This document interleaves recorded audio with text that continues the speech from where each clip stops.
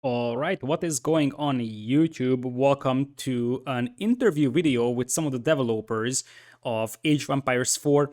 I'll be joined today by Quinn Duffy, the game director of Relic Entertainment, Zach Schlappy, the art director of Relic Entertainment in Age of Empires 4, and Emma Brittle, the head of player engagement at World's Edge. And we'll be talking about topics like potential game modes, maps, combat, graphics, and some other stuff in Age of Empires 4. If you're looking for information about one specific question, you can scroll down below and you will find the comment section in a pinned comment, the timestamps for each question. But if you're looking for the entire thing, well, here we go then. Hopefully you will enjoy this little interview. So thank you for joining me here today. So I do have a couple of questions when it comes to basically most fields of multiplayer, art, and a little bit more general questions as well. So let's start with the multiplayer aspects because that is something that a lot of people focus on. We have a huge multiplayer community. So one of the bigger questions that was raised is that alongside random map, Age of Empires always had a very diverse list of game modes. So like Empire Wars, Regicide, Sudden Death. Can we expect to see similar game modes or similar diversity in AoE4 as well? Well, I think that's we're going to start with our core, and we've changed up the victory conditions just a little bit in the core multiplayer mode. So we have the conquest victory, which is a little bit different from Age in that you just need to destroy the key opponent buildings, their landmarks, and their starting TC. We have a sacred victory mode, which is sort of a control point, and then we have the wonder.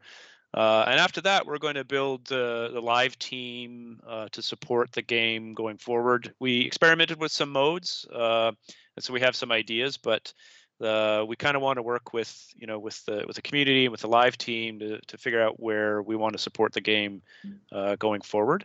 But I think there's some really neat things in the core game mode in multiplayer PvP that are going to be new and interesting, exciting to try out.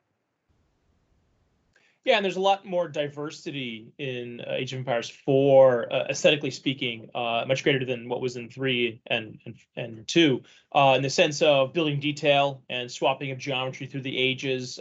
We spent a lot more time on the evolution of the buildings. It's not just a quick reskinning of assets. It's actually a whole mesh swap. From ages 1 to 2. I think H3 is more of a texture swap, and H4 is a mesh and texture swap. So we really like to kind of go deeper with the sort of, again, the architectural vernacular. Even the characters are different. They have the same classes and roles, but their outfits are more distinct and more unique to the Civ's diversity. I see. So one of the most important aspects of Age of Empires, both in multiplayer and single player, was the diversity of maps as well, and the ability to create custom maps, custom map scripts. Can we actually expect something like this in AoE4 as well?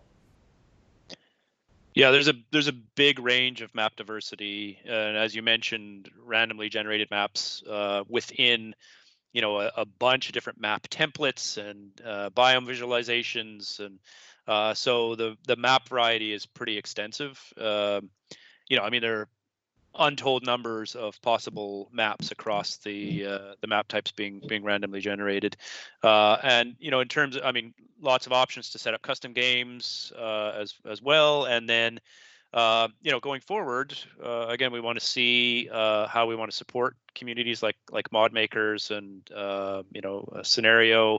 People want to build scenarios and those kinds of things. So tool sets for mod support, for making custom maps, as well as maybe tweaking randomly generated maps, tournament maps, those kinds of things will all be supported.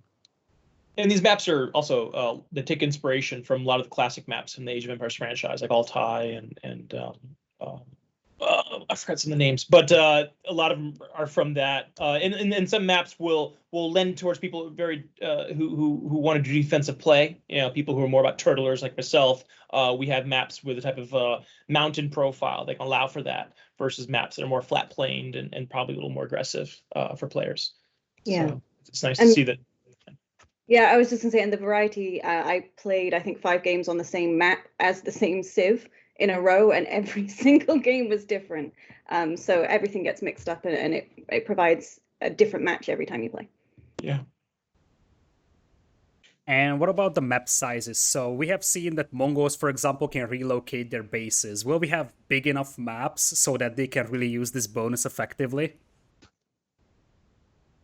Yeah. There's, I mean, there are several map sizes as part of the the map selection process, and obviously we need to be able to support up to 8 players on a map, including Mongol players who are going to be moving around, much more considerably, given that they're completely nomadic.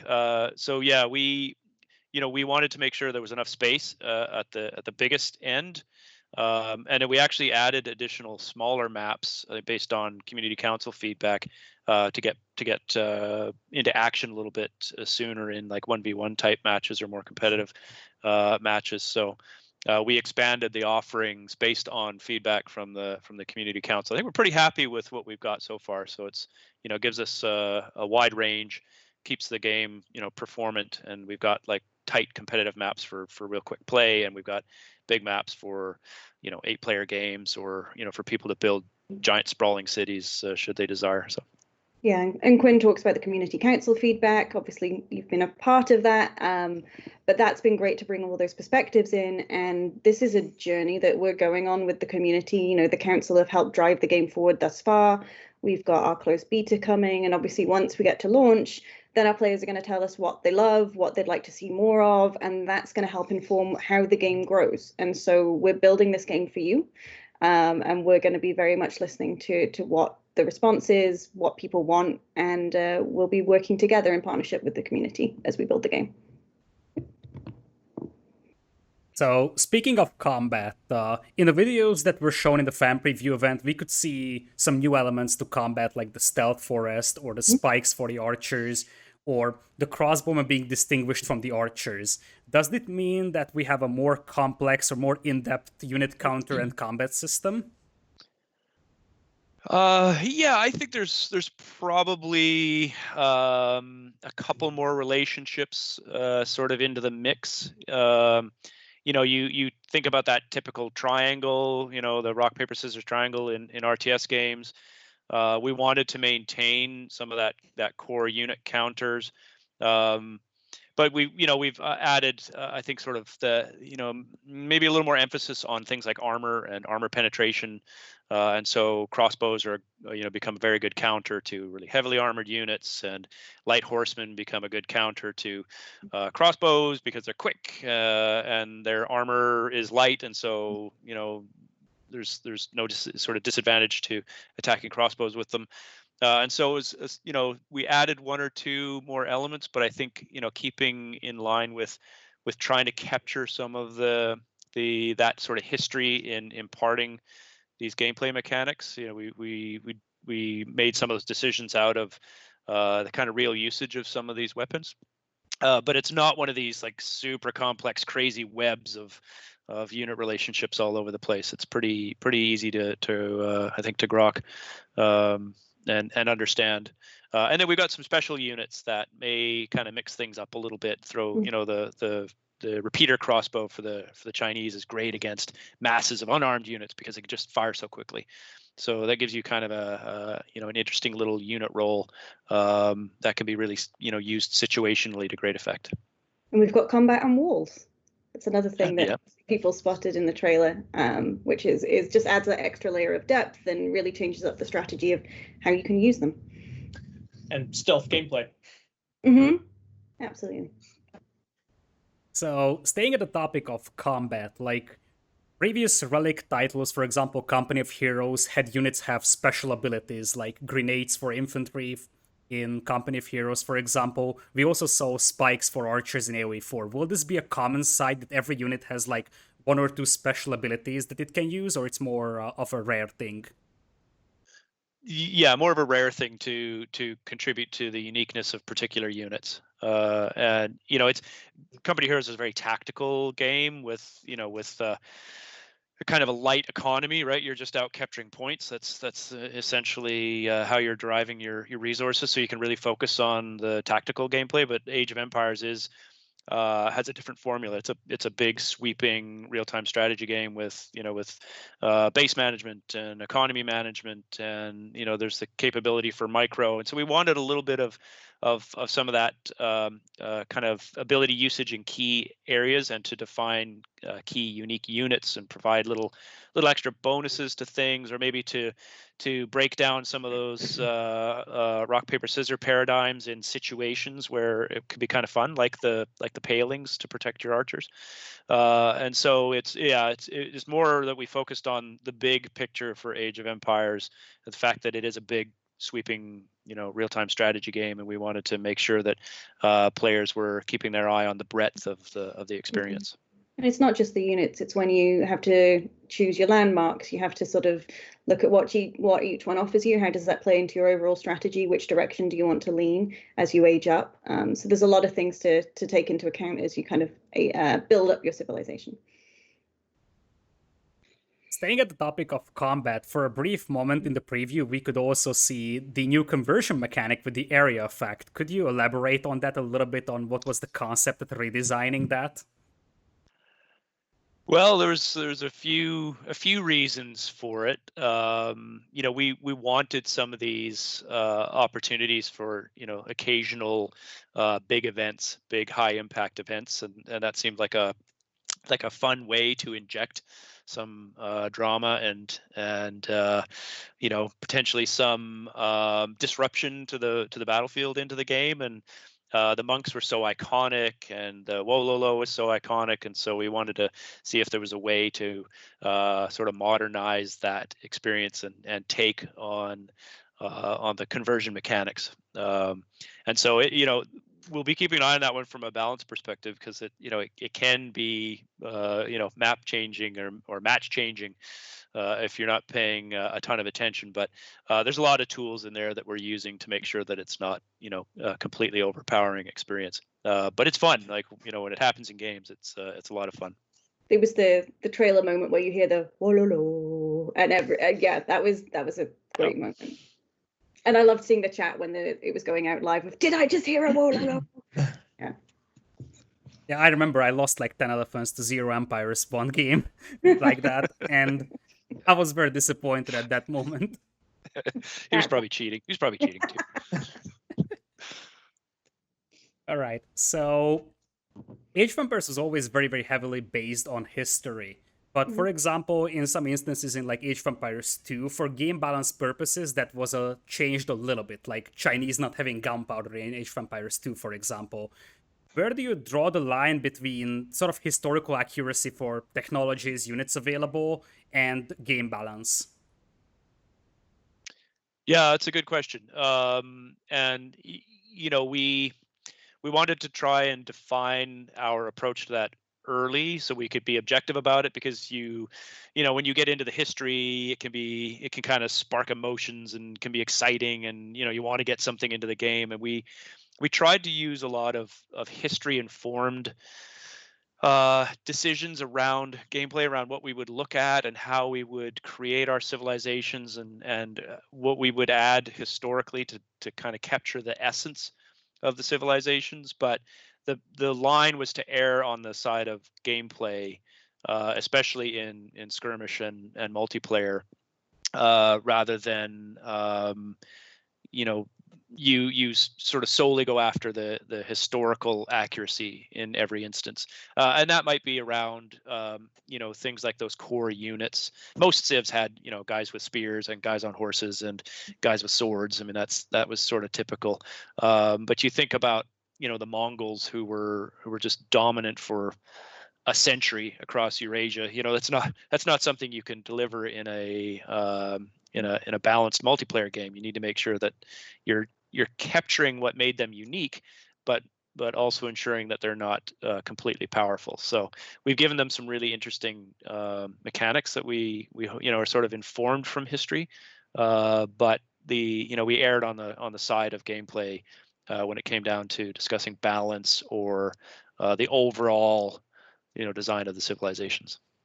And I think for art, we don't want to be a slave to history, because as Quinn was saying, it could work against the gameplay. And so for us, we really try to weave a narrative thread through the architecture, the evolution of the architecture, the evolution of language. If you play each of the ages, you'll notice that in each of the civs, the language will evolve from let's say for the English, for example, it's early middle, early old English, and you can barely recognize it. You can hear the Scandinavian, the Viking in the tongue, but by the time you get to the second and third age, it really starts evolving into its own vernacular. And by the last age, it's more like Shakespearean English, and it's more familiar. And you get that with every single civ. So in those cases, you still hear all the commands that you need to hear for gameplay purposes, but it's wrapped in this really interesting sort of a branching of how the language has evolved. Same with the buildings. The buildings have standard footprints that are very familiar and consistent across all civs. However, the vernacular of the architecture is different, and the narrative we try to explain or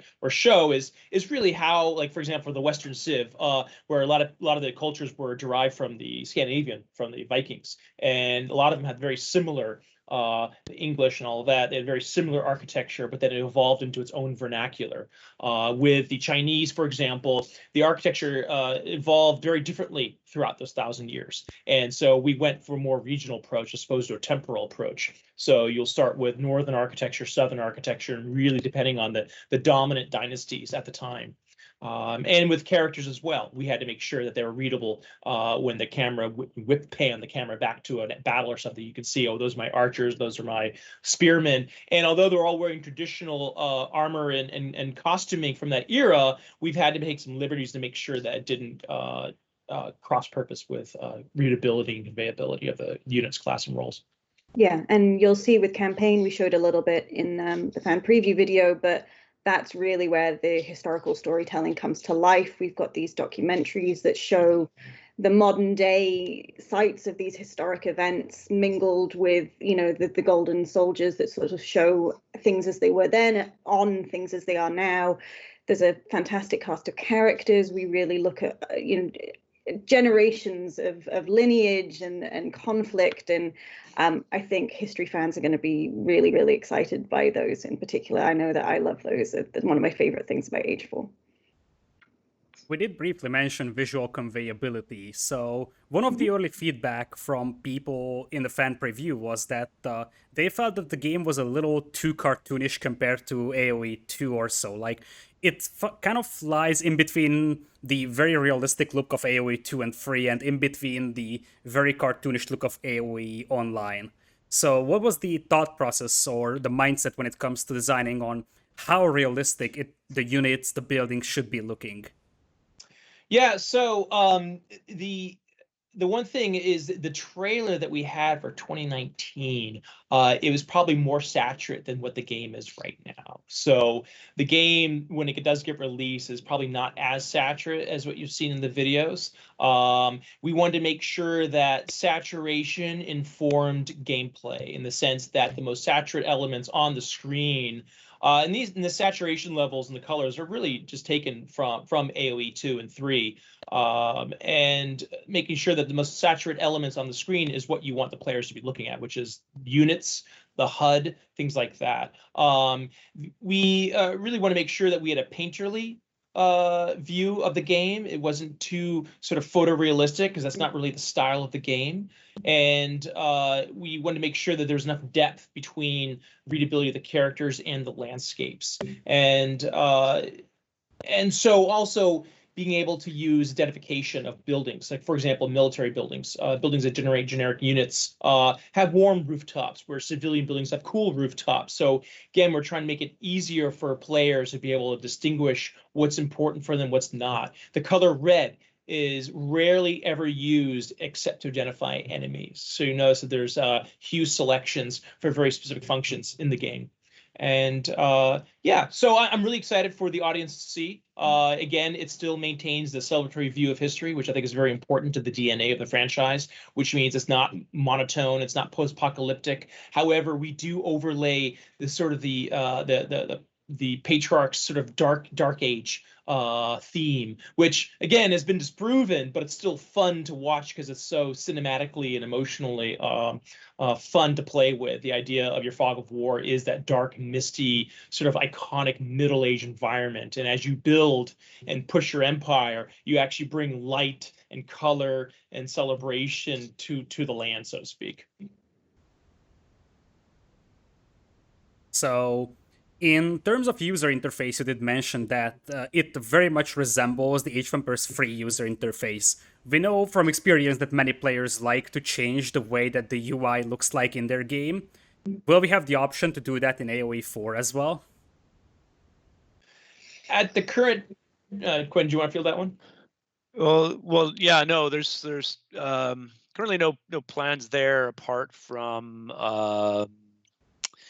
key bindings, and you know, the ability to custom bind keys. I know in terms of reskinning the HUD and that kind of stuff, that might be something for mod support, you know, kind of going forward, or for the live team to look at. But currently no plans around that right now. I see. So, you did mention mod support. Can we hope that in the foreseeable future we'll have a similar mod support that we have for the other Age games? We know that creativity and sort of customizing is really important to Age players, and so that's definitely something that we've had in mind. We're going to share a little bit more about that as we move forward. You know, there's so many more elements of the game we have to talk about. We don't want to reveal everything all at once. We're going to be talking about different elements between now and launch. Yeah, makes sense. So, we have a very, very vibrant and intense esports scene right now for Age of Empires, especially Age of Empires 2, but Age of Empires 3 also has quite a lot of considerable events. Can we hope that we'll have a just as intense AoE 4 esports scene? I hope so. You know, really what has made the scene is the community, and you know, with tuples, that we love supporting that. We love making sure the community knows what's going on. We publish Age of Esports once a month to let people know about the variety of tournaments going on, all with, you know, different audiences on the different games. And so we're really excited to see how people take Age 4 and kind of bring it into that scene, and we'll be supporting it. And so we're excited to see. Yeah, so am I. So am I. Yay!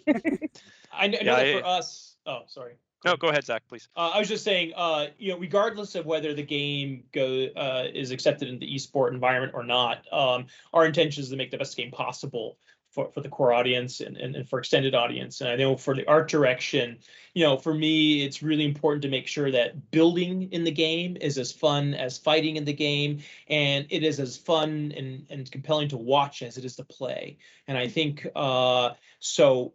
You know, the colors are very important in terms of bringing, again, that celebratory view of history. And I hope that people can sit down and watch other people play it. And I think we did keep an eye on that to make sure it does have that sort of visual cinematic display. You know, there's nothing like, you know, watching someone really intently trying to grow their farm and do a little micro managing there, and all of a sudden you got these Mongol horsemen crashing through and, you know, kicking up dust and all of that, and it really feels like it's taken from a Kurosawa film or something. So it's really important to sort of like make sure we have those cinematic moments for everybody, not just for the player. Yeah, I think that, you know, Zach touched on it, right? We need to make a good game that the community enjoys, that they enjoy playing, that they enjoy watching. And it, you know, it was heartening because we've done tournaments in the community council that were cast on a weekend, and it was a lot of fun. And when a game starts developing its own sort of language and its own, you know, memes and casters can impart some of these, you know, inside tips, it starts to, you know, there's something quite natural feeling about it. But ultimately, you know, as Emma said, it's up to the community. If we make a good game and they enjoy it, you know, it will grow. It'll, you know, these are things I think have to happen organically, and I don't think you can just force something into the, you know, the sort of the esport peg. So, you know, if we do our jobs, people enjoy it, then I think that community will emerge and it'll be stronger for having developed on, you know, organically on its own. Yeah, it makes sense. One last question is, will we have, or do you have any plans for a physical release of the game, like boxed versions, or only digital copies are in the plans right now? That would be something we would have, our marketing team would speak to. And again, there's things coming. We've announced a launch window. We haven't announced a launch date yet, so expect to hear more from us. There's more to come. Yeah, but I think we should mention that it'll be available on Game Pass day one for sure, which, it's obviously digital, but it gives people an opportunity to jump in and try the game. The barrier to entry is very low, and I think it's a fantastic way to get people exposed to real-time strategy and give it a try where they maybe have not had the opportunity in the past. So I think that's going to be really fantastic for the genre. I'm looking forward to more people getting to experience Age of Empires who maybe haven't before, and knowing that we have a welcoming community who will welcome them into the fold and be excited that they're there is really heartwarming, and I'm just looking forward to it. Yeah, me too. And don't forget to get your personalized beer stein on the Age of Empires Insider. Yeah, that's coming down Wednesday at noon Pacific. So if you haven't made your coat of arms, go and make it. And once the virtual village shuts, there's a few days leeway. Ta-da! All right. Thank you so much for your time and for all the insights. Looking forward to the game. Thank you for everything that you do. Thanks. And we're happy to speak with you.